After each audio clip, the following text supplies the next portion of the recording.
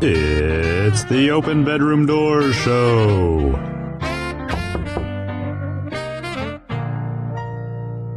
I'm Angela Skirtu, and I open bedroom doors. Welcome to the Open Bedroom Doors Show. Real talk for real relationships. I'm your host, Angela Skirtu, your friendly neighborhood sex therapist and licensed marriage therapist.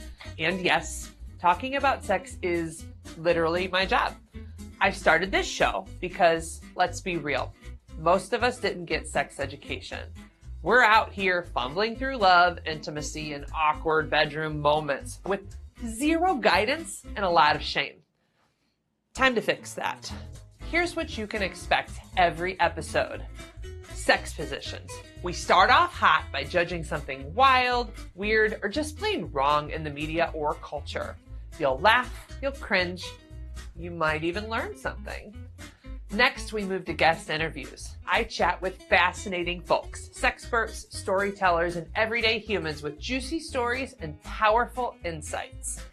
And then, of course, we have to have a happy ending. Yep, we finish strong. I answer real questions from real people about sex, relationships, and all the stuff you're too afraid to ask your therapist, or anyone else for that matter.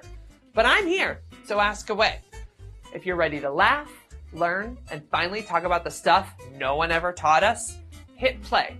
Let's open that bedroom door, shall we? Can you have great sex at 36 weeks pregnant? Hell yeah! I'm here to tell you how. But first, I want to tell you about the show. Welcome to Sex Positions. This is the Open Bedroom Door Show, and on this segment, what I like to do is judge things as a sex therapist that are happening in media and society that are related to sex. I'm your resident sex therapist. Hey! We are filming our sex positions here at Mattress Dogs. This is a mattress furniture store, and I am thankful for Mattress Dogs for letting me do my sex positions event in bed. Use promo code SEXYTIME, and you can get your next bed here tax-free. So I want you to imagine, all right, here's me, big baby belly, and I want you to have good sex at this time. One of the things that I do with the Sex Positions segment is I judge different things. And today I'm judging beds and pillows so that you can learn how to have good sex in a good bed. So one of the things that happens when you're pregnant is you have a little bit more back pain and pressure in your low back. So what I want you to know with a bed like this is that they actually, if you notice, it's kind of lifted up. So there are beds that you can get that lift up your back and help you shift the position and take pressure off of your low back. Also, if you don't have one of these beds that lifts up, you can use pillows and put them right behind your back to prop yourself up when you're having sex, if you're in the adjusted missionary position, for example. Another one that some women are using that is helping them is switching like this. So you put your legs a little bit to the side. So you're still lifting up your back, but your legs are over to the side, and you can kind of do this, whatever. Now keep in mind, you're 36 weeks pregnant here or whatever. You're in your third trimester. So like if it is uber painful to move those legs, just do what's feeling comfortable, and please communicate to your partner what feels good. But basically, yeah, I've been hearing from the pregnant ladies that you can do kind of the side position, and moving the legs sometimes is helping with different penetrative sex acts. And of course, there's always grab a pillow, face down, but it's not just, you're not just into the doggy style position, right? You're putting yourself in a position of comfort too, because that's one thing that changes when you get pregnant is that your body just doesn't work the same way it does. It's adjusting for all of the things to make baby possible. So I really want you to be open to talking to your partner about what you want to do and how you want to do it. We're always looking for sponsors. So if you would like to become a sponsor for the show or for the Sex Position segment, please go to openbedroomdoors.com and check out our sponsorship page. And we will, if you become one of our sponsors, we'll even let you pick the position. Want to spice up your sex life? Then be sure to pick up a copy of my new book, From No to Yes Sex. Tired of routine sex? Feeling more like roommates than lovers? Wondering where the passion went or if it was ever really there? You're not alone. And guess what? You don't have to settle for a sex life that's just meh. Better sex, doesn't start in the bedroom. It starts in your head.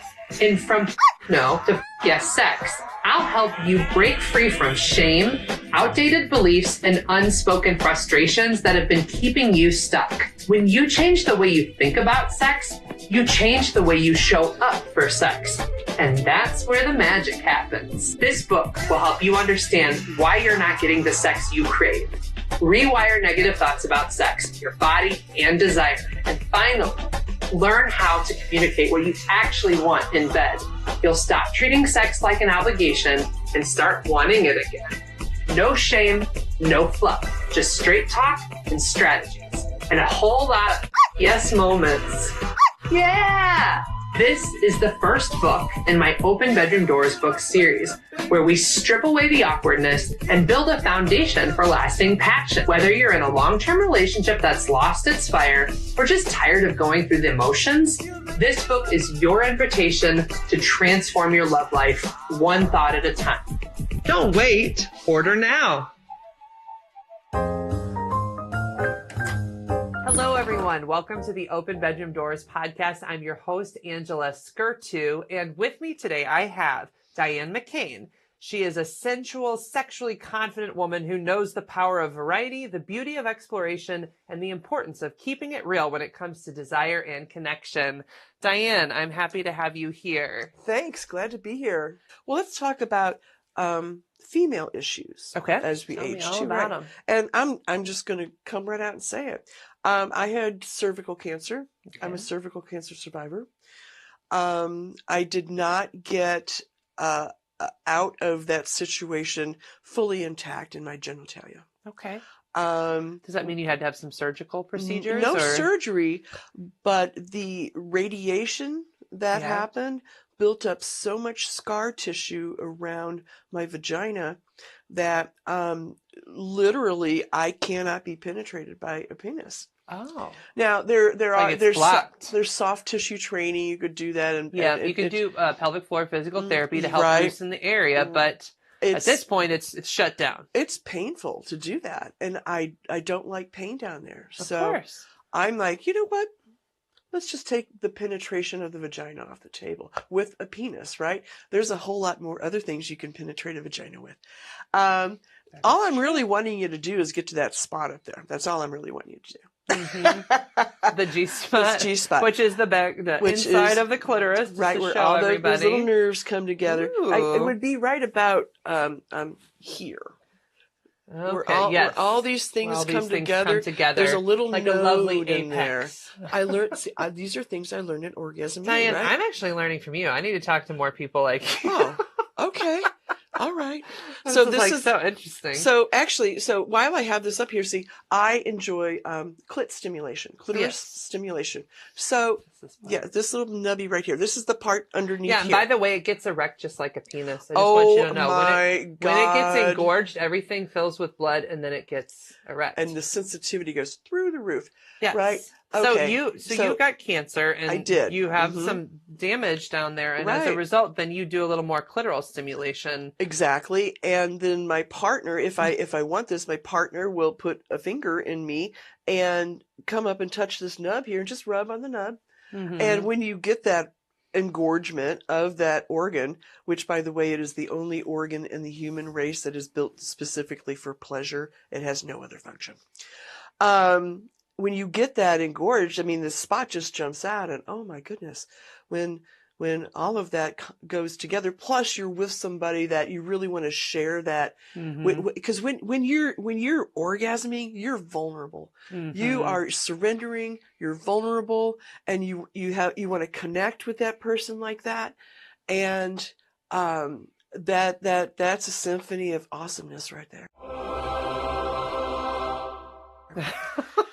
That's another quote, a symphony of awesomeness. That's what a clitoral is. Yeah. Well, and I think too, so like, okay, breaking these molds, right? So if you're having any sexual problems, one, I like to normalize. Everyone has sexual problems. Like these are because we don't talk about sex. The whole purpose of this show is to get us to have conversations about sex and to make them normal so you don't feel like there's something crazy or weird about you. So first thing, everybody has sexual problems at different parts in their lives. I've had sexual problems. You're talking about different sexual problems. And what we have to do is break this American sex box. The American sex box is, it can only be P and V, and it's mouth, boobs, vagina, and it's usually between a heterosexual couple, which, by the way, I mean, there's more types of couples than that. But when you break the box and you open your mind up there's to... sometimes more than two. Yes, there don't even have to be only two people having 6 sex. to 8 hands there are can be awesome. just one person. Anyway, this is what happens that's when you have a Diane, right? That's another topic segment. we're staying on. Whole nother segment. But the point is, if you're open to creative sexuality, meaning like that sex can look a variety of ways, and it's just about making bodies feel good, then even when you have sexual problems, you can do anything. And you can have that symphony that you described, that orgasmic... Symphony of awesomeness. Symphony of awesomeness. Like, oh, I'm just thinking of like violins playing. But not like in the sarcastic way, like a beautiful symphony of awesomeness. Well, like actually, when you get older too, you really don't care who hears you. Oh yeah, you kind of lose a little like of that, like, oh, what's happening? Will anybody listen? I do not muffle my orgasms anymore. Did you used to before? Well, yeah, because that's the way everybody did it. That's the way the girl. Oh, don't like, right? Oh no, no, you just let it all out. Ah. Which I hear men actually love it when you're louder and you're expressive, because for men they're always worried about like, am I pleasing her? Is she interested? Well, they're task oriented, right? And I get it. It's just the way they are, right? I'm doing well. I mean, even now, I mean, it's just their biology, and God bless them. The lawn would never get cut if they didn't have the task orientation. However. And that's not any kind of euphemism for sex. I'm talking about the lawn. Could mow the vagina lawn, right? We can make everything naughty here, Diane. We can. But you were talking about an actual lawn. Guys, get your minds out of the gutter. Right, I'm totally talking to myself. I know. My mind is always in the gutter. Yeah. I'm paid to have my mind in the gutter. Like, You're literally, it's my job. Right. I'm a professional mind gutter. But that whole, so still, I mean, bringing this back. Let's bring it back. You're tracking me, the host, back. All right, bringing come back. this back. That okay. So there's a thing that you've got to do that I like, but my partners, even women, I enjoy it. Having feedback. Is this feeling good? Yeah. Do you want this? Would you like me to use 2 fingers, 1 finger, whatever, the tongue, whatever. So that's the unfiltered acknowledgement of what you're doing is great. Keep going, or a little to the left, they call it, whatever. And sometimes you got to correct a little bit, but you do it just a little to the left, a little to the right, up, down, harder, circles, whatever. It's really good to have feedback like that, because I appreciate that when I am, it's not a performance, but I am pleasuring someone physically. Yeah. And so it's great. And another thing about aging, you don't get so much into reciprocation. What do you mean? Like, oh, I had an orgasm, so now you have to have an orgasm, right? If you, the tit and tat thing. It can be more about just focusing on one person's pleasure. And it's immensely satisfying. For me, it's immensely satisfying to pleasure someone else. I get as much pleasure out of that as my partner does from me doing it. And it's very satisfying for me to do that, because I gave a piece of myself to you. Oh, so I want to dig into this, because I think a lot of people are in that tit for tat lifestyle or mindset around it. So how did you learn to like to be the giver, like as a person? Like, was that always the case, or did it change over time? It changed over time. Okay. How? Mainly because I was stuck in that tit for tat mode, right? Yeah. And I was finding that it wasn't working for me. It's like, okay, well, you came now, so I guess I'm going to come now, right? And it's not a fallacy, but the whole let's have an orgasm together, very rarely does that timing work. We consider that a unicorn. It'll happen every now and then, but it's a unicorn. The stars align. Nobody's coming at the same time. For your awareness. But so you started to learn to like to just give pleasure for the sake of it. Right. Now, so I'm turned on giving pleasure and everything, but I'm more turned on about giving you the total package and everything. And maybe you fall asleep afterwards. And maybe, I don't have an orgasm that day, but maybe in a couple of days it'll surface and it'll go, hey, let's do this. I owe you one. Hey, come on downstairs after lunch and let's do this, right? Or right before old people dinner. Right before old people dinner, right. I love it. So yeah, it's I have found that to be a peaceful idea with me. Yeah. That I can give myself to someone in that way, and I don't expect anything back. I've been playing with this concept a little bit myself, and I realized that there was a way I kind of was separating a penis from the man in some ways in my sexual life. And as I've gotten older, I have started to connect them, right? So one mindset shift I've personally developed is when I'm going down on my husband, I'm showing love to a piece of him. This is an extension of who he is. Mm-hmm. And so when I show love to his penis, it's just another part of his body. But long ago when it was in a previous relationship, and I think I was just unhappy in my relationship, really. So I'd kind of I was having sex, but you know how you do that sort of obligatory sex, and you're just doing it because you need to get it done. A lot of sex is up here. Yes. A lot of sex is in your brain. Mm-hmm. And when I started to just see first of all, I loved my partner more because I was with a better fitted partner.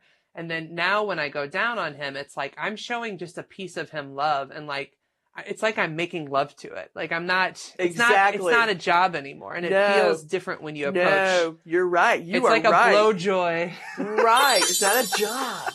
It's a joy. But I've watched other YouTubers describe how do you give a good blowjob, and a lot of it, it's not about the specific mechanics. It's about the attitude you bring to it and the enthusiasm. And men can tell when you're into it or not. Yeah. And that's what's the turn on. They're oh my God, she likes it. She likes You can stay down there as long as you want.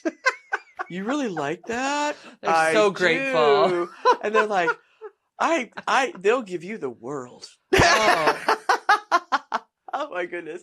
Oh, she's a keeper. Yes, she is. Yes, she is. Well, that's why, even earlier when I was saying good sex is a baseline for the relationship for me. I definitely want more than that, but at a baseline, if you don't know what you're doing in bed. Well, so we've been talking a lot about sex and the mechanics and all this stuff. Why don't we go down the intimacy route a little bit? Okay, tell me about how intimacy has shifted for you over time. Intimacy, I used to always think, well, that's sex. It's not. Yeah. It's not. It's genuinely caring about the other person. Mm-hmm. And it's about just being with them, being still. Maybe you're sitting on the couch watching naked Netflix. Naked Netflix, or wrestling of some nature. And just sitting there. Maybe they fall asleep, tilted over on you or something. Or maybe they're scratching your back or whatever it is. I had a couple just come up. They said bonding. It's bonding. A couple was talking about how where we have these different ways of bonding. And some of them are somewhat intimate, like a naked Netflix is where you just sit and watch Netflix naked and you hold hands and maybe you rub each other, maybe you don't, but you're just there with each other, but it's bonding. Mm-hmm. And I think that couples need that sort of bonding experience that's intimate. The sexual experience is sort of an outgrowth of that. Right? Yeah. And so there were times in my life when I really didn't want the intimacy. I just wanted the sex. Mm-hmm. And so, there's groups of people around that do that. And that's what I got. Actually, that's how I met my current partner, but we'll get into another segment about that. But intimacy has changed. It has changed. Well, I've learned about intimacy, right? Mm-hmm. So because up until with my current partner, that intimacy was great and everything, but there was nothing really long term. Oh, okay. I was not a monogamous person. I never ascribed to it. I didn't like it the way I saw it. That's why. Okay. So you've always had multiple partners at different times in your life. I always thought it was very restrictive. Okay. And, once you're with this person, you're locked in for the rest of your life. Oh my God. Mm-hmm. Right. No, yeah. However, over the last 4 years now, I look back and I have become monogamous by choice. It was crazy. You unintentionally fell into monogamy? I did. Face first, man. Blowjob by blowjob. He was leading me down this path. We both like, we don't want anybody else. Right? Not right now. Thank you, Diane. You're welcome. We've been speaking with Diane McClain. She has been a wonderful, lovely guest. Thank you so much. You're welcome.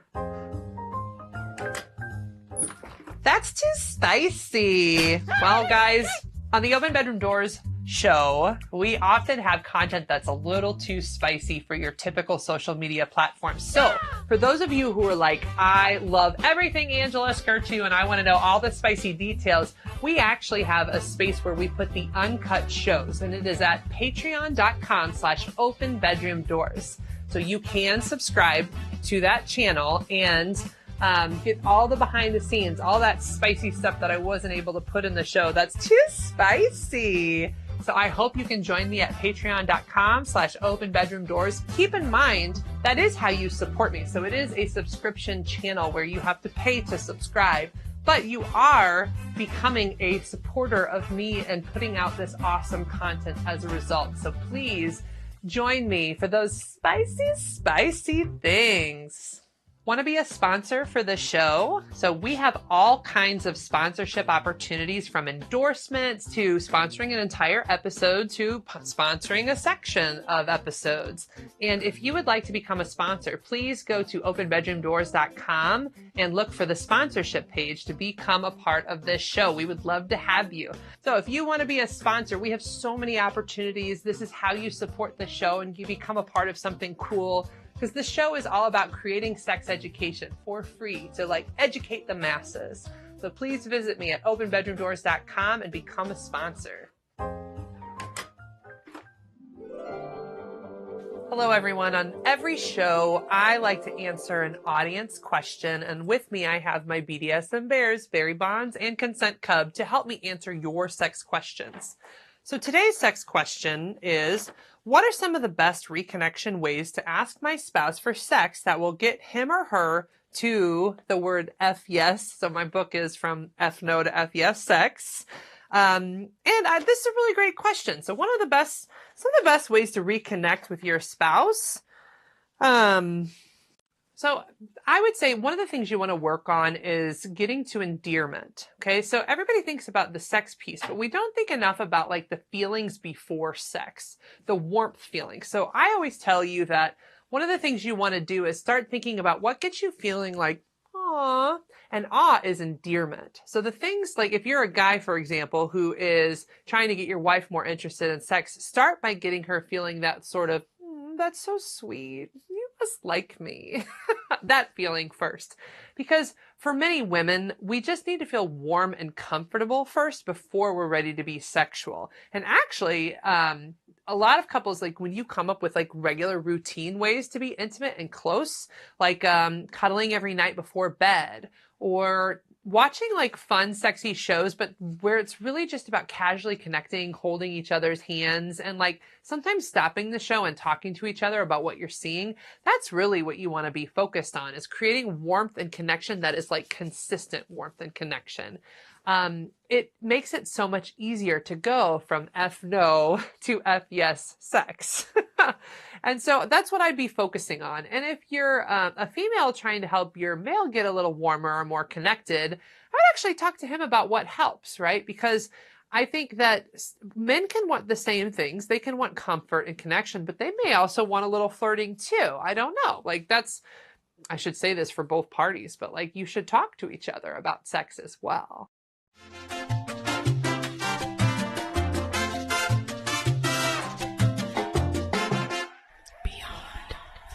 Are you ready to take your sex life beyond the bedroom? You want to spice things up and have a little fun? Come join me for my couples retreats. We are taking Open Bedroom Doors to exotic locations. and introducing you to fun, sexy new ways to intimately connect with your partner. In a beautiful location, surrounded with serenity, warmth, connection, that beachy vibe. This retreat is your opportunity to say, nope, I'm leaving the kids and work at home, and we're gonna go to a place where we focus on us. We slow down, we get into our sensory experience, and I just want you to ignite your sex life and learn how to really take your sex life from 0 to 100. I'm Angela Skirtu at openbedroomdoors.com, and I hope to see you at my next retreat. Well, that's a wrap on this episode of the Open Bedroom Doors Show. Real talk for real relationships. If you laughed, learned, or blushed a little, you're welcome. Don't forget to like, subscribe, and share with a friend who needs a little more real talk in their life. Got a burning question about sex, love, or relationships? Check out openbedroomdoors.com and submit a contact form. Your question might just be featured in a future Happy Ending segment. Until next time, keep it honest, keep it sexy, and most of all, keep those bedroom doors open. Good night, and have a sexy tomorrow.